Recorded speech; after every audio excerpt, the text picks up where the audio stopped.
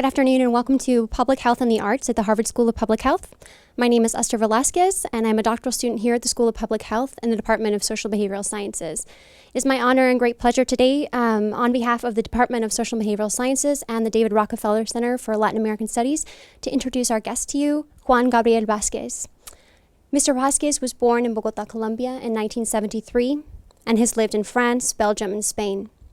He is an accomplished writer and his books include The Informers, The Secret History of Costa Juana, winner of the Qwerty Prize in Barcelona, The Sound of Things Falling, winner of the Alfaguara Prize in Barcelona, the English Pen Award in the UK, the Gregor von Ristori Prize in Italy, and the IMPAC Dublin Literary Award. Next year, his short story collection, Los Amantes de Todos los Santos, or The Lovers of All Saints, will be published in the United States. And in 2016, you can look for an English version of Las Reputaciones, or The Reputations, winner of the Premio Arzobispo Juan de San Clemente, to be published in the United States as well. Mr. Vásquez is a recipient of the Prix Roger Coyat, previously awarded to writers such as Mario Vargas Llosa, Carlos Fuentes, and Roberto Bolaño, amongst others. His work is being published in 22 languages worldwide, and today we have the great privilege of hearing Mr. Vásquez's reflections on his work, as well as the intersection of public health and literature. Before I turn the session over to our moderator, Dr. Ichiro Kawachi, please join me in welcoming Juan Gabriel Vásquez.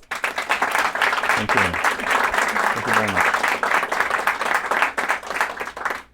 Thank you. Welcome, Juan Gabriel. Welcome to Harvard University. It's an honor to have you join us. Well, it's an honor to be here, Dr. Kawachi. Thank you very much. Thank you. So I thought we would begin by talking about another great Colombian writer, Gabriel Garcia Marquez, who, as you know, passed away in April this year. Now, Gabriel Garcia Marquez was a giant in literature in some ways. I sort of view his brand of magical realism as influencing a whole generation of imitators. You know, Yes. And yet, for all of that, I think your fiction is always rooted in historical reality. Even your first book, The Secret History of Costa Juana, is actually based on a kernel of plausibility. For people who've read this book, it's about the opening of the Panama Railroad and the canal. And in it, you can almost imagine that the author, Joseph Conrad, actually visited Panama as a gun runner, or that his novel Nostromo is actually based on the history of Colombia. So can you tell us, what is your view of the influence of Garcia Marquez on Colombian fiction, and how does your work represent a bit of a break from that tradition? Yes. Well, I don't think there's any other literary tradition in the world right now which is so much under the shadow, shall we say, even if it's a benign shadow, of one single novelist. I don't think Argentinian writers are asked the question, how do you write after Borges? Or Peruvian writers, they don't get asked the question, how do you write after Mario Vargas Llosa? Colombian novelists of my generation and previous generations get asked this question. How do you dare write after Garcia Marquez? I think this new lens he discovered or invented to explore Latin American life, this lens we now call magical realism. We have been calling magical realism for a while. I think this is one of the great phenomena of contemporary literature. And I'm not speaking about Colombian literature. Without Garcia Marquez, there is no Salman Rushdie, for instance.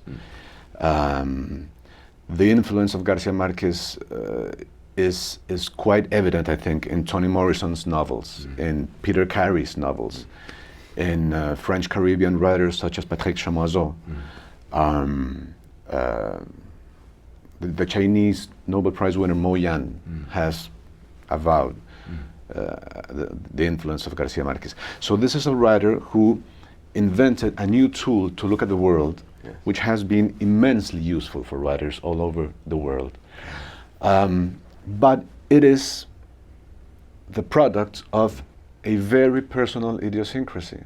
He didn't make it up out of nowhere. Magical realism is a mixture of personal circumstances, family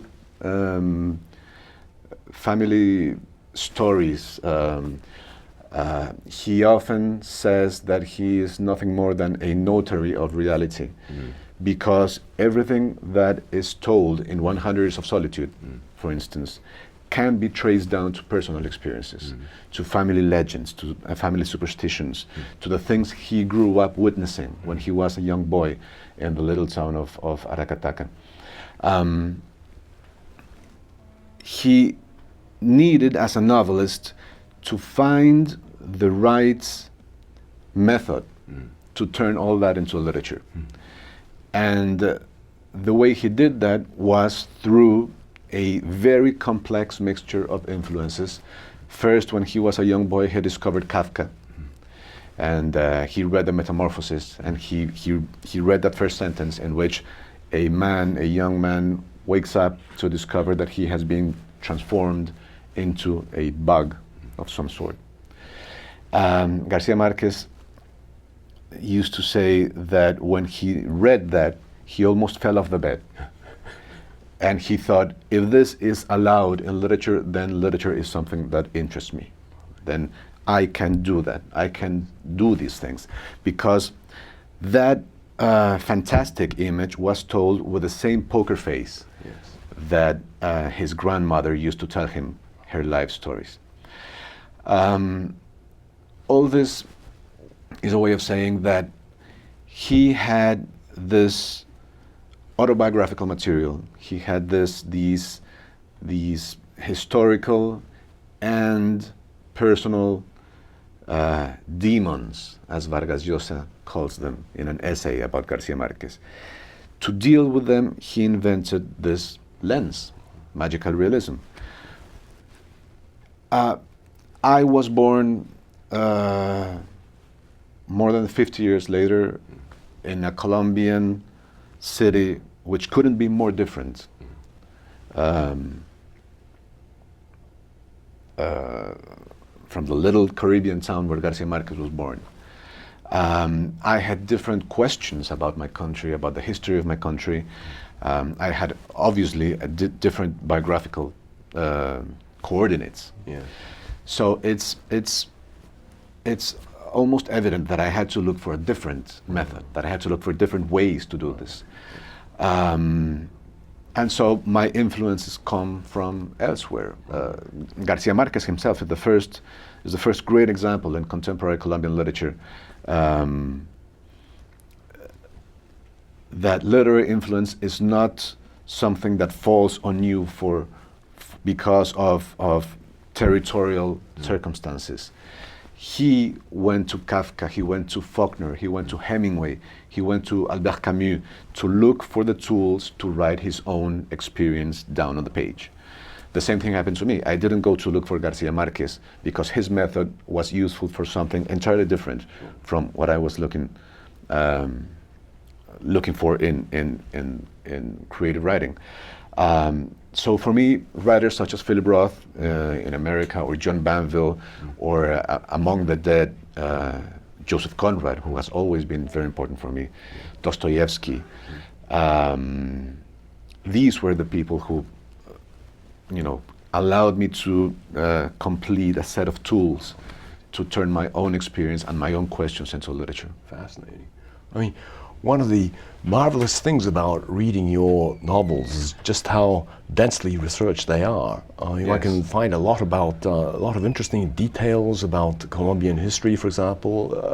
I always think of your first book, The Secret History, in which we learn that the mistress of Simón Bolívar, Manuela Sáenz, really did end up forgotten and destitute in some dusty port in northern Peru, and where she met the writer Herman Melville, or that the French painter Paul Gauguin really did work as a day laborer for a spell building the Panama Canal. These are things I had no idea about.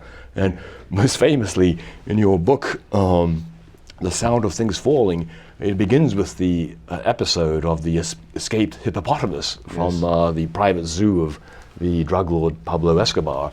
I mean, I always think with facts like this, which seem stranger than fiction, who needs magical realism?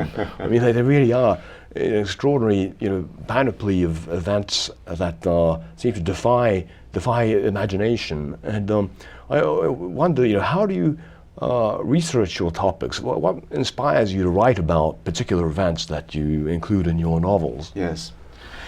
Well, first of all, I have a confession to make. We shouldn't, or rather, I shouldn't discuss the secret history of Costaguana and within the same general idea of these two books, because these two books are very closely researched. They work with reality. There's not a single public event that is fictitious in these books. The Secret History of Costaguana is a book that takes a lot of liberties with history, because, as you might recall, one of the ideas of the book. The book is a very strange mixture of picaresque novel, adventure novel, philosophical novel, and in the realm of the philosophical novel, one of the ideas that are interesting for the characters in the book is the idea about how we write history. A reflection on how history is created.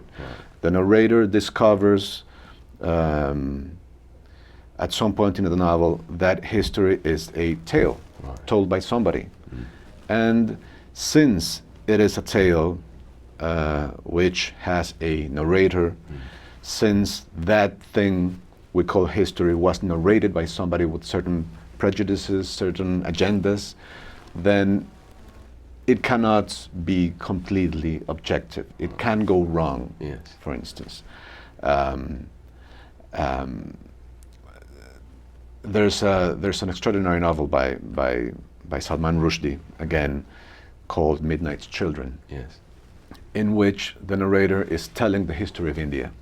And at some point, he has Gandhi murdered in the wrong day. He tells about the murder of Gandhi, but he gives the date wrong. Some pages later, he realizes this, and he says, that was the wrong date. But you know what? This is my story. I'm the narrator. I'm in control. In my book, Gandhi will always go on dying in the wrong date. This sounds frivolous, but it's not. I think it's a metaphorical reflection on how history works. History is always the creation of a narrator. The way my novel deals with these stories is a complete freedom with historical verisimilitude. So, Paul Gauguin was indeed one of the workers at the Panama Canal. Manuela Sáenz did live many very sad years in Peru when she was at the end of her life. But I can't really remember if she actually met Herman Melville. I don't remember if that was part of the research or if I made it up. That has gotten completely mixed up in my head, which is one of the purposes of the novel, to lose every sort of clarity about what is real and what is made up. There are other conscious lies in the book. For instance, there's a Colombian president, José Vicente Concha, who was, before he became president, was one of the negotiators of the Panama Canal Treaty, which ended up disastrously for Colombia. So in my novel, as a sort of cosmological punishment, everybody who has any contact with the Panama Canal dies. So this poor negotiator dies just after the separation of Panama from the rest of Colombia. Yeah. In reality, he died 20 years later in Rome, peacefully in his sleep. Right. And what I couldn't have expected was that his granddaughter came to me after a reading, and she said, "Why did you kill my grandfather before his time?" You know, I thought she was going to sue me or something.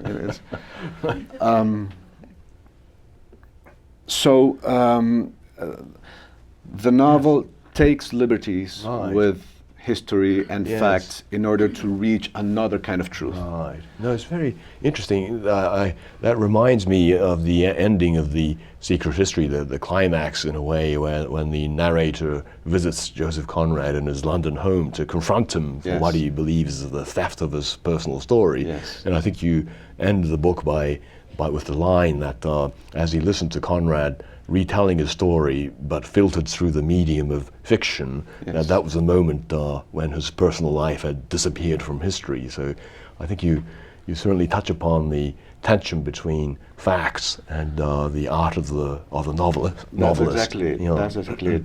Who has the right to tell our story? Right. That's one of the questions behind the novel. Because I think too often, and this now from a strictly political point of view, is a very interesting idea. Right. But it has a lot to do with literature. Who has the right to tell our story? Our story is the narration of the public events we call ours, which will eventually turn into history, will be told by somebody. And that somebody usually is that abstract thing we call power. Right. It's the people in power who tell the story. The governments, the states, religions. These are the narrators of our lives. That's a very powerful idea. And in fact, throughout all of the books that I have read by you, that seems to be a theme, which is the bringing up of stories that lay hidden in beneath the fabric of daily life, events that people would rather forget about. For example, your book, The Informers, is about a rather dark chapter in Colombian history in which German nationals were persecuted and interned during World War II. That has an echo, by the way, in American history with the internment of the Japanese, which was the subject of John Okada's book, The No-No Boys. So in a way, do you view it as part of the author's moral responsibility to bring to the surface that which lies hidden, or what the Czech writer Milan Kundera called the struggle of memory against forgetting? Is that part of the of your responsibility? I've always had an uneasy relationship with the idea of writers having responsibilities. Right. Even if I do feel I have some, and even if I am strongly convinced that writers are also citizens, and as citizens, they might have some responsibilities. They should have, and they should take on some responsibilities. But as novelists, the only responsibilities writers have is to try to discover a hidden truth about the human condition. Try to say something new. Try to go somewhere where nobody else has been before, and come back with a truth, the particular truth, the particular illumination about our human condition that nobody has explored up to that point. Having said that, I do think one of the great roles literature has played is this sort of memory keeper. Literature, particularly in the 20th century, has been sort of a guardian of memory.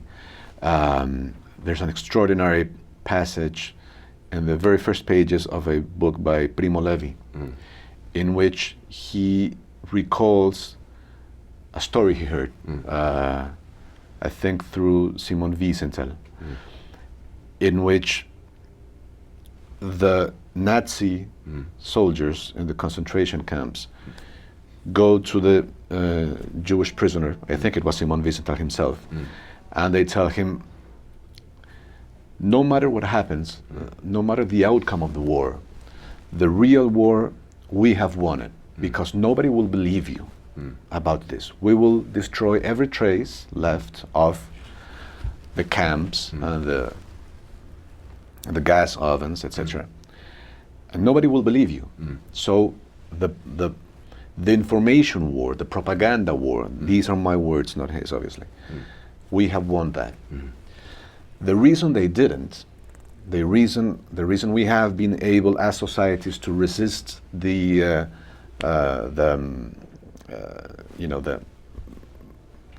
inertia of negationist movements is literature. Right. It's the written testimony of people who have experienced that or seen that happen to other people, or written fiction about all these events, fiction strongly rooted in reality. So literary fiction, serious literature, has indeed become one of the places where memory can survive, one of the places where memory can resist the strength with which the narrators in our public lives try to erase some things, some uncomfortable things from our past, or try to rewrite or modify the past. Just a couple of years ago, before his death, Venezuelan President Hugo Chavez carried a campaign, sort of national campaign, to argue that Simón Bolívar had not been killed by tuberculosis, but by the Colombian upper class. This is, for a novelist, this is a fascinating attempt at rewriting reality. But of course, historians, fiction writers, serious fiction writers, have to resist that attempt on the part of the powers that be, to rewrite our history for political purposes. Absolutely, yes. I mean, that sort of recalls, for me anyway, the famous parable by Borges about the wall and the books. If you recall, he describes the Chinese emperor Shi Huangdi, who was the man who ordered the building of the Great Wall of China, but at the same time, to secure his place in history, he ordered that every book that had been written up to his time be burnt, and it seems that's exactly the point you're trying to make. I want to change tack a little bit and have you talk a little bit about the complicated relationships between the United States and Colombia. That seems to be another theme which runs throughout your fiction. Yes. I mean, when you think about the secret history, you point out in that book that the trigger to the building of the Panama Railroad and Canal was the California Gold Rush. I didn't know that in order to convey prospectors more quickly to the West Coast, they decided to build this thing. And indeed, American government later on was complicit in the secession of Panama from the rest of Colombia. Secondly, in the Informers, the same book I mentioned earlier, you point out that these so-called black lists of German nationals were handed over to the Colombian government by the Roosevelt administration. And then I have also heard you say about the Sound of Things Falling that in some ways the Colombian drug wars is a collateral consequence of President Nixon's war on drugs. Yes. That when he closed the Mexican border to the drug trade, that a lot of it simply moved southward. And indeed in that book, there's even a rather sinister U.S. Peace Corps volunteer who makes his appearance as a marijuana trader. So it's a sort of theme that seems to run throughout your book. And I wonder if you could tell us, how does that history inform the subject and tone of your novels? Yeah, well, my novels are concerned with the exploration of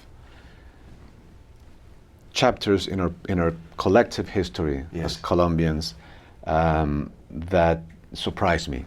I always say that the reason why novelists write about their own places. The reason why Dublin was Joyce's to write about, and the reason why Vargas Llosa writes about Lima and I don't know, Dostoevsky and St. Petersburg, whatever. We usually think that these writers write about their own places because these are the places that they know.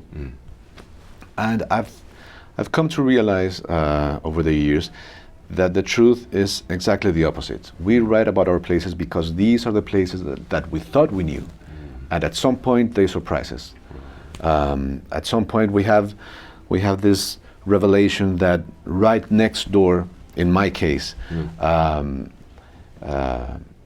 an hour from the place I was born in, there was a luxury hotel turned into a sort of concentration place for enemy citizens. Enemy citizens being Nazi sympathizers, Nazi propagandists. So when these revelations come to you, that is at least how I work, these are the things you write about. You write about your own country, your own place, because the surprises come from there. That's the area of darkness for a novelist. In my country, most of those surprises have had this thing in common. The relationship in politics between my country and the US, which has always been fascinating for me. I mean, obviously, the US has been a major presence in all of Latin American politics during the 20th century. So it doesn't come as a surprise. But this is not a programmatic thing. This is not a previous thought I have. I have to look for things in common between the two countries. It's just that in many of the most interesting surprises I have had regarding Colombian history, the U.S. is there. So it's fascinating. And I have turned all that into literature with the enormous help and influence of American writers, such as Philip Roth, such as Fitzgerald before, and Faulkner, the great Faulkner, who is almost a god for Latin American novelists, William Faulkner. I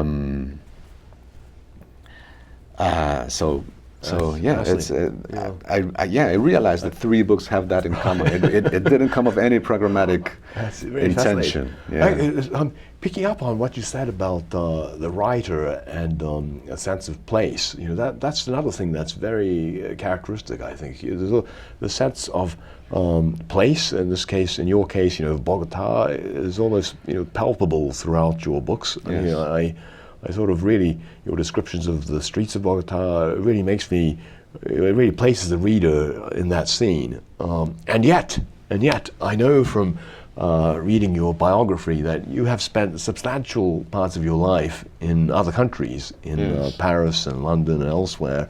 So do you view it as that it is necessary for a writer to separate himself or herself from their country in order to be able to write about it? I mean, you mentioned James Joyce a moment ago, and how his voluntary self-exile, in a way, permitted him to write about Dublin. But is this something that you would recommend to young writers, that they separate themselves in order to get a perspective on their own country?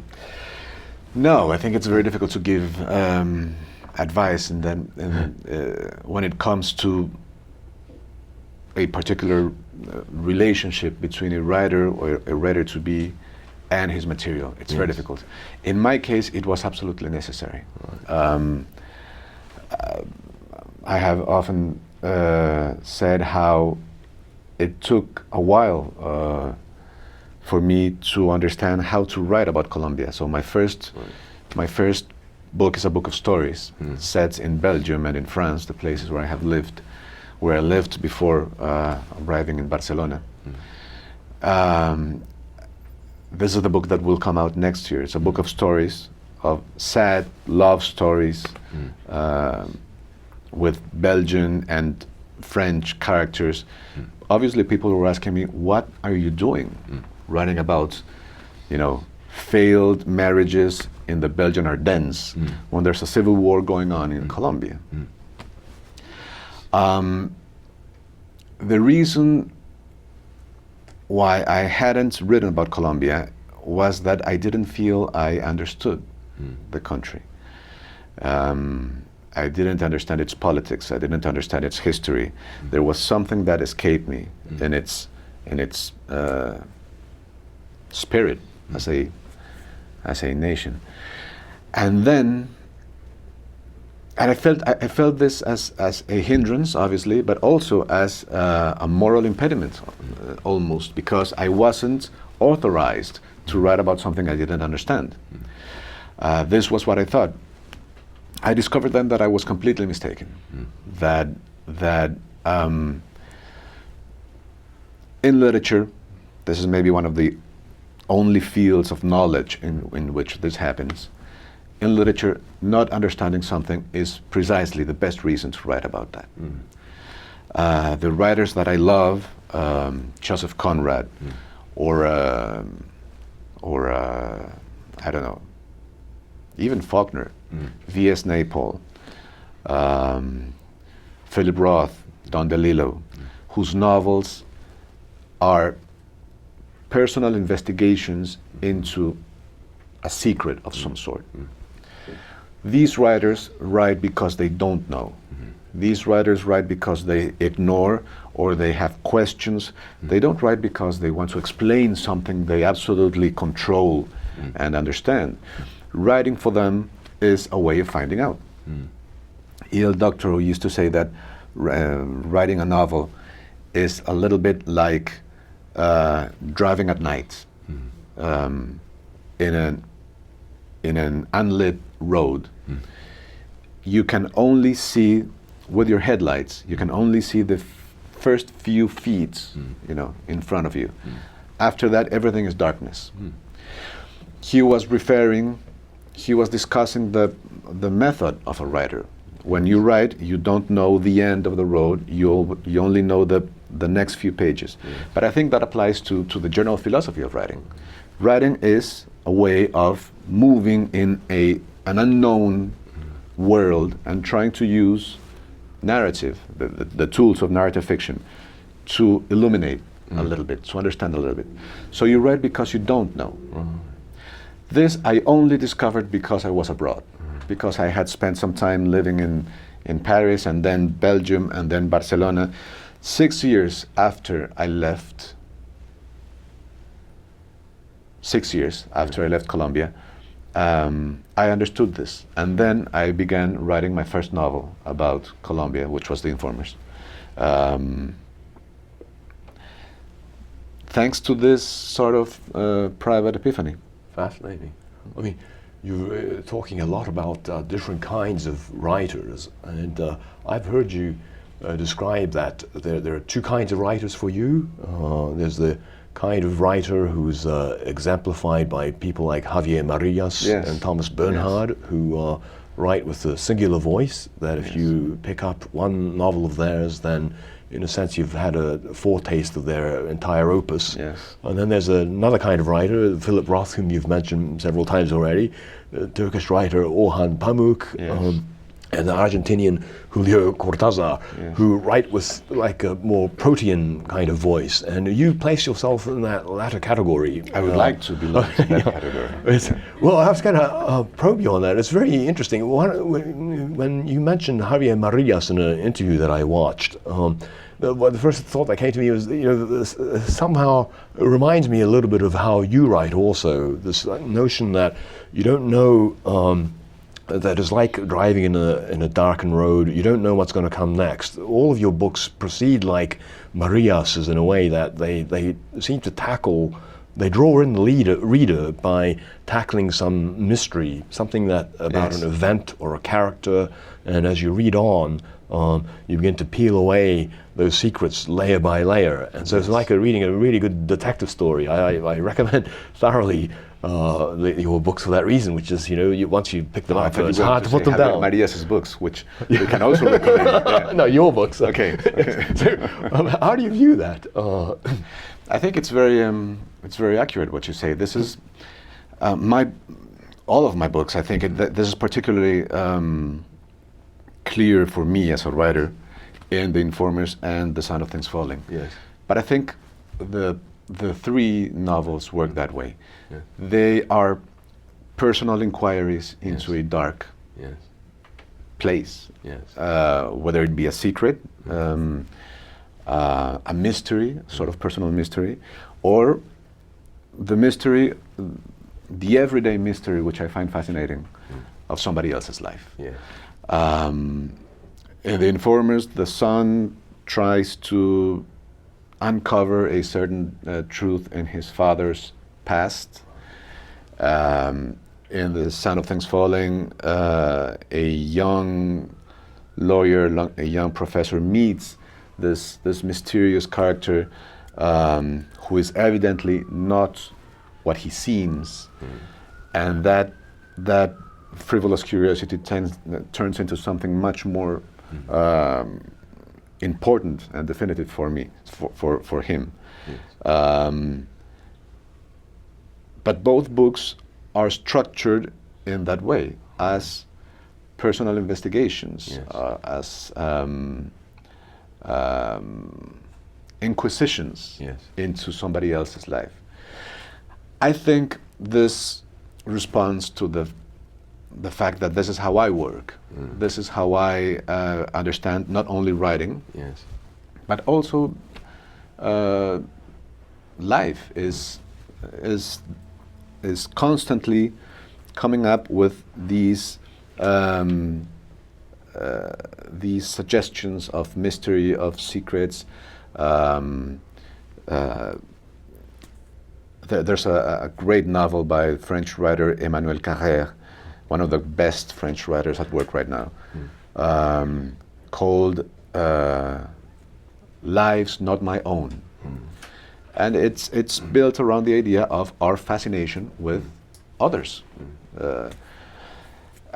I think you cannot become a novelist if you don't feel this fascination about other people's lives. Yes.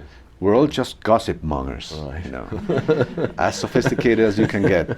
Yes. We're all just interested in interrogating people without them realizing, so that we can use their lives and try to find a little bit about what is behind their own mysteries. Yes. I'm afraid to talk to you now, because I end up in a character in your novel. So, since we're in a school of public health, I have to ask you this question, which is that.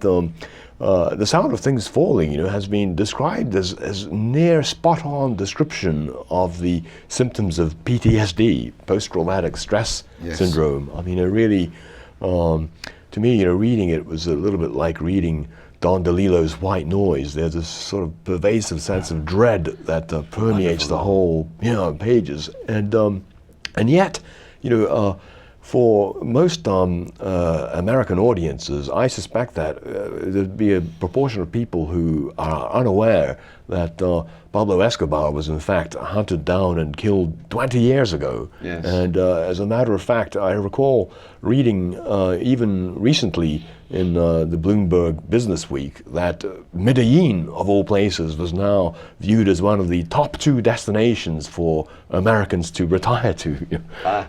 So I mean, there's a kind of a gap between public perception and reality. And I wonder, first of all, what took you so long to write this book when the country has been, by and large, peaceful?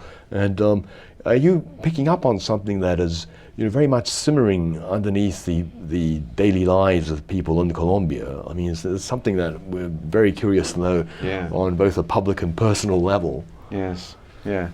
Well, I think literature always takes some time to deal with subjects. There are very few, really very few, good novels about events that have just happened when the writer tackles them. Yes. John Hersey, whose reportage Hiroshima. I translated some years ago. Wrote a novel about the Second World War, which was published, I think, a year after the end of Second World War. Right. It is not a good novel. It's not a good novel. Most,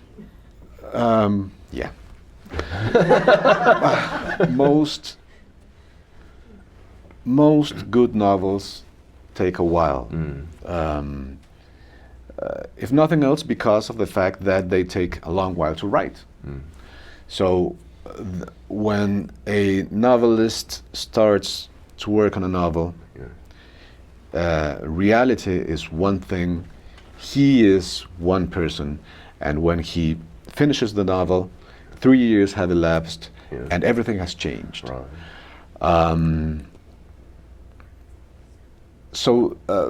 This is one of the wonderful things about, for instance, a Colombian novel such as The Armies by Evelio Rosero. It's a very good novel, published recently, about the present Colombian conflict. It is, I think, one of the few successful attempts at narrating the conflict, the Colombian conflict right now in literature, because usually literature needs some time.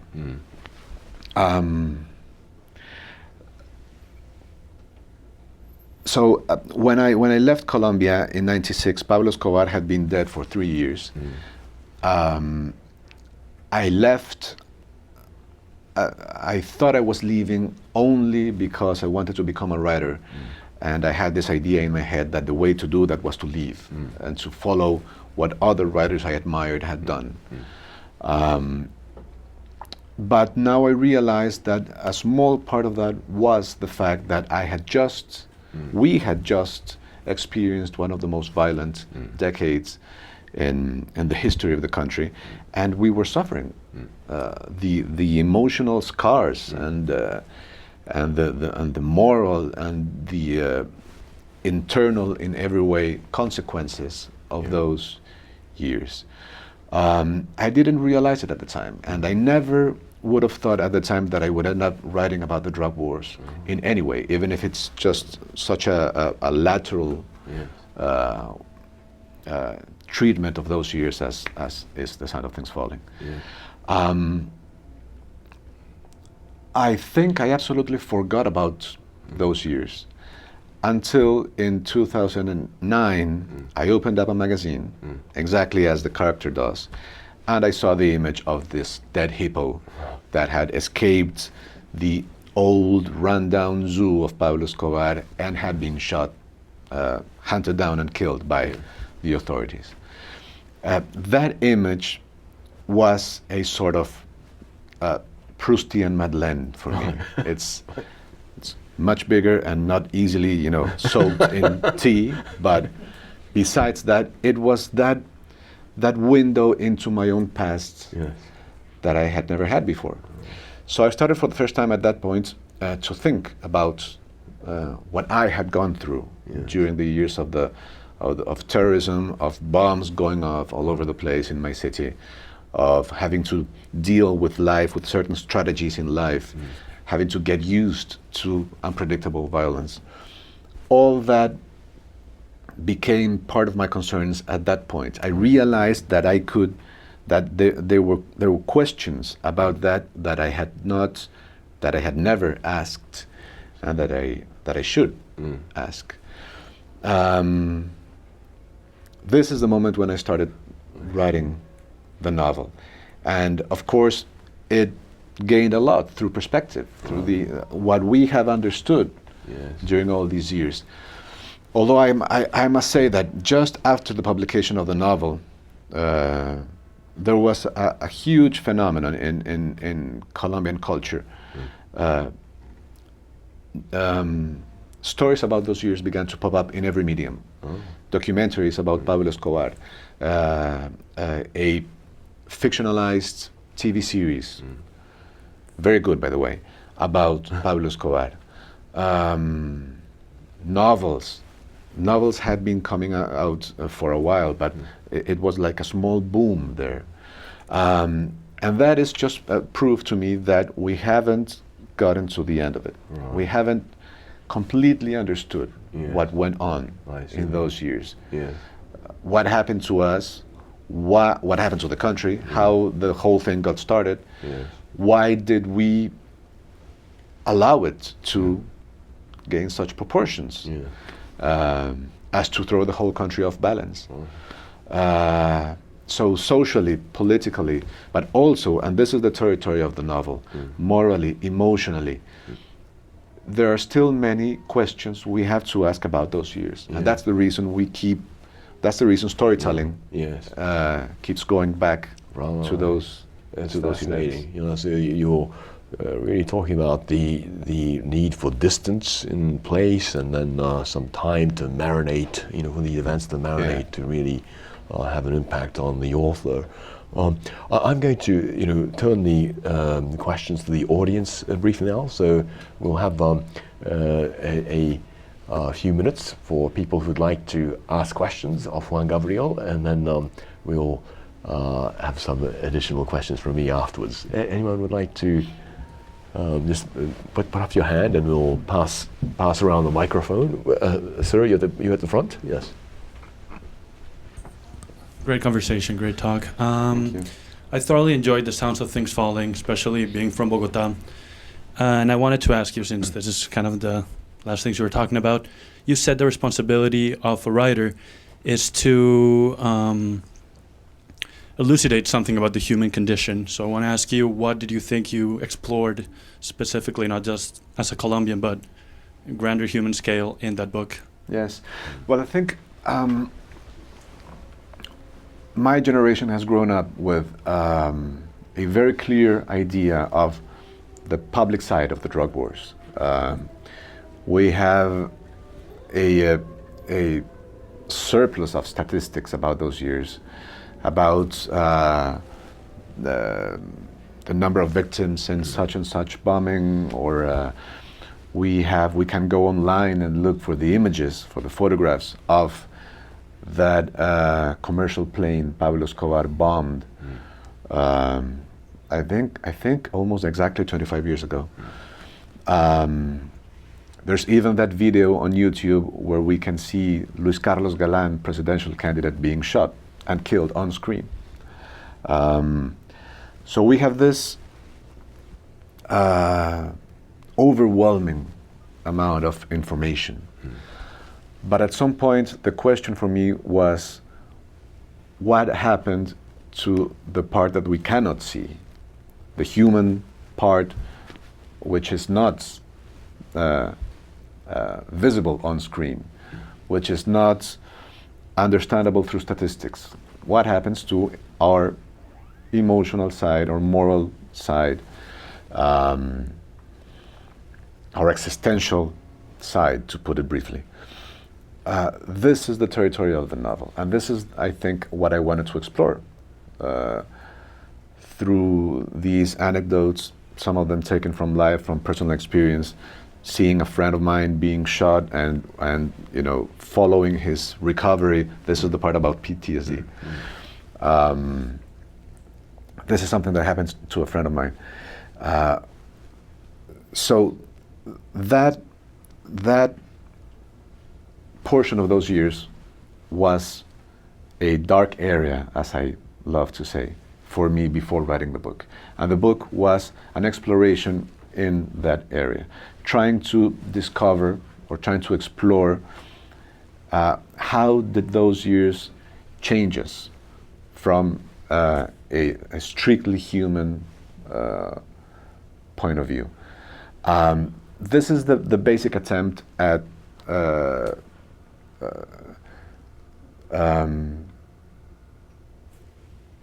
trying to get at the invisible. The visible is there. There's no question about it. It's in the archives, it's on the internet, but there's an invisible world in which those years had an impact on us. I was trying to tell about that invisible world. Thank you. Thank you. Hello. Thank you very much for coming here today. I was born in Bogota, and I've lived the last 20 years in Mexico. So I have a question in terms of narrative and perspective, which is that we hear a lot about the drug wars, Yes. and it's kind of an externally imposed narrative, I think. And Yes, I'd very like, interesting. Yeah. and I'd like you to sort of, if you could tell me what you think in terms of what would be a different way, or how you understand what happened in Colombia in those years, that isn't necessarily kind of all about cocaine, and how that affects how we, how the externally imposed narrative affects how we understand, and maybe how time has helped to sort of lift that. I'm not sure if Yes. I'm making sense, but You are definitely, but I would need a couple of years to answer to answer properly. It is a very interesting question because for many of us, the idea of the drug wars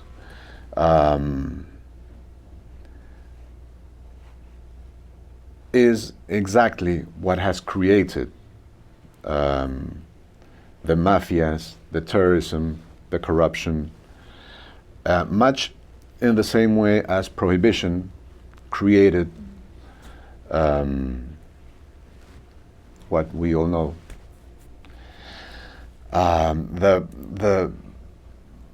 The criminal phenomena of the 20s and 30s of some years, a particular time period, were a creation of prohibition. Before prohibition, there was no Al Capone. In exactly the same sense, before the war on drugs, there was no Colombian mafia or Mexican mafia. The whole phenomenon, the whole criminal phenomenon related to drugs is a direct result of the fact that drugs are illegal. And because they're illegal, they're terribly expensive. And because they're expensive, they put a lot of money in the wrong hands, in the hands of the mafias and the criminals. So that's a sort of narrative, I think, contemporary Latin American governments, and actually governments all over the world, are beginning to rebel against. And for the first time now, the Colombian government, along with other Latin American governments, is daring to discuss the alternatives to the drug wars. Drugs are a very serious business with terrible consequences from a private point of view, from a health point of view. But they're also a big problem from a political point of view. So around drug traffic, we have two different problems, two different issues, a public health issue and a public order issue. Legalization would take care of the public order issue. At least in theory, legalization would mean the disappearance or the reduction of mafias and terrorism and corruption, because those enormous amounts of money that come from the trade would disappear. And they would stop financing the left-wing guerrillas, the right-wing paramilitaries, and so many other illegal armies all over Latin America, Shining Path, etc. We would still get stuck with the very serious public health issue. But I think it is almost evident that having just one problem to deal with is better than having two. And the enormous amounts of money we spend on repression and jails and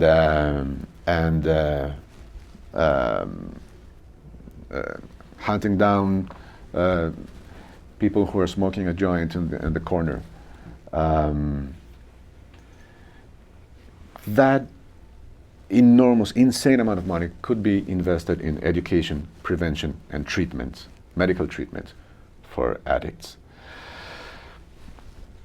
All this is highly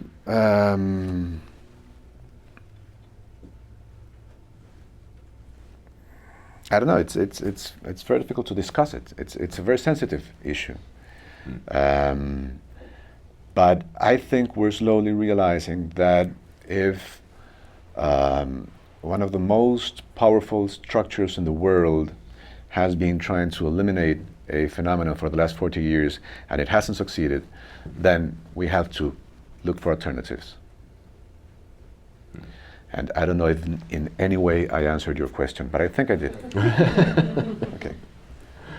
Yeah, but we may safely say that without the prohibition in the United States, we wouldn't have the wonderful novels of William Kennedy and a whole bunch of Very true. Very true. So, a failed experiment, but good for literature, I think. As all conflict is. Yes, right. Unfortunately. I mean, the great Russian novels of the 19th century came from a world that was falling apart, the world of the Tsars. Yes. And the great Latin American generation of the boom, in a way, comes from the fact that the whole continent was going through a very convulsive period with the Cuban Revolution, with a enormous political change at that time. So terrible conflict produces great literature. It's a sad paradox. Yes. It's a bit like that Orson Welles line about Switzerland, having millennia of peace, and they ended up with the cuckoo clock. Actually, it's so unfair. We better scrub that. Right, but, that was Graham Greene, not me. Exactly. Yes. Thank you very much. Muchas gracias. Thank you. I'm a big fan of your work. I'm a Colombian American writer, so I've spent my whole life navigating both cultures and both languages. And I'm very interested in this whole idea of Colombian literature beyond magical realism. Yes. Because I think, as you say, Garcia Marquez, or Gabo, as we know him, is sort of like this, to use your words, a benign shadow over other generations of Colombian writers. And I'm very interested in the later generation, of which you are a part. And I'm thinking of people like Santiago Gamboa, I'm thinking of Jorge Franco, even somebody like Laura Restrepo, who in some way or other talk about violence in their work, whether it be historical or political violence. And I wonder if you could comment on sort of the new wave of Colombian writers after Garcia Marquez, who sort of take a grittier look at Colombia's reality. Thank you. Yes. I think the generation that started reading novels after the publication of 100 Years of Solitude, 1967, is now one of the richest, I think, in the Spanish-speaking world.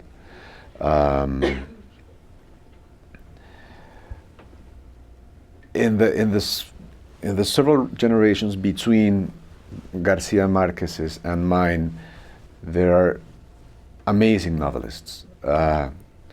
Sadly, less known than they would marry. But I think that very strange phenomenon of Garcia Marquez and his work acting for some years as a sort of black hole sucking all the light, that is over. And I don't. I think great novelists suffered a little bit because of that, but I think that's not the case anymore. And it's silly to say that Garcia Marquez is a negative presence for us. It's just silly. It's something some writers still do. But I don't. I cannot agree with that. I think he is. I think we're lucky to have him in our tradition. Not only is he not a shadow or a weight that we have to carry, but his work opened roads for us and possibilities. If nothing else, the possibility of looking for our own influences outside of Colombia, in the same way that he did, as I was discussing earlier.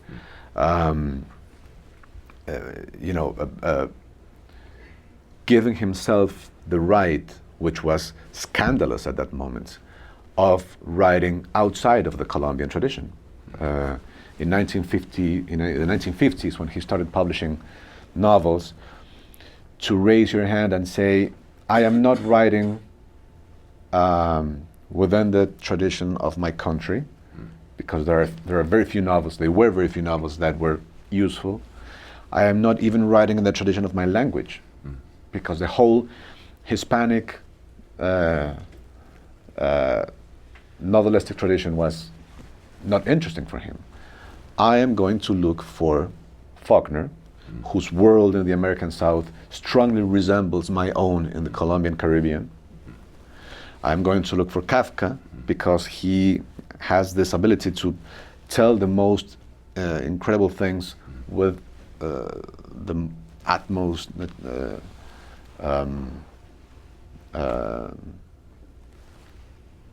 with this natural voice that takes everything supernatural out of them.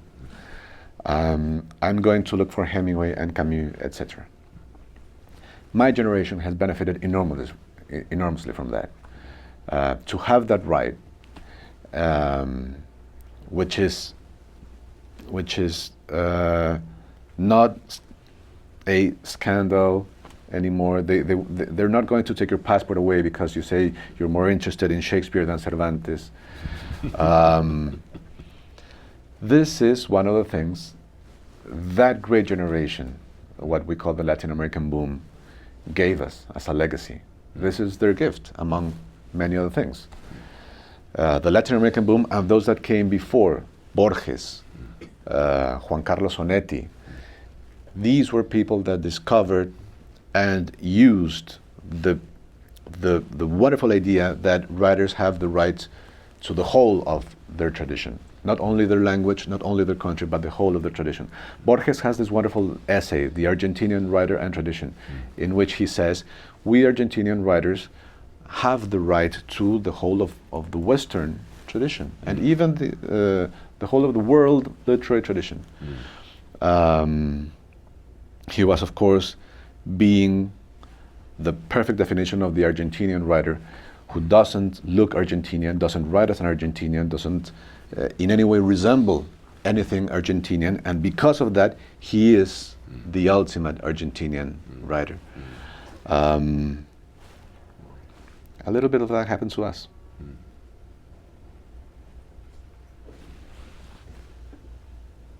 No other questions? Then I think we shall end with, on a lighter note. I have been dying to ask you a question, which is that the great Australian writer Patrick White was once asked what were his favorite things in life, and this is the answer he gave. I had to write it down because I can't memorize all these things. He said his favorite things were silence, the company of friends, unexpected honesty, reading, going to the pictures, uncluttered landscapes, city streets, faces, good food, cooking small meals, whiskey, pugs, that's a small wrinkly kind of dog, the thought of an Australian republic, and finally, my ashes floating off at last. It's a wonderful quote. Yes. Not to put you on the spot, what are your favorite things? Well, I agree about whiskey. So do I. Yes. And I strongly disagree about the dog. There. I'm a big fundamentalist about silence.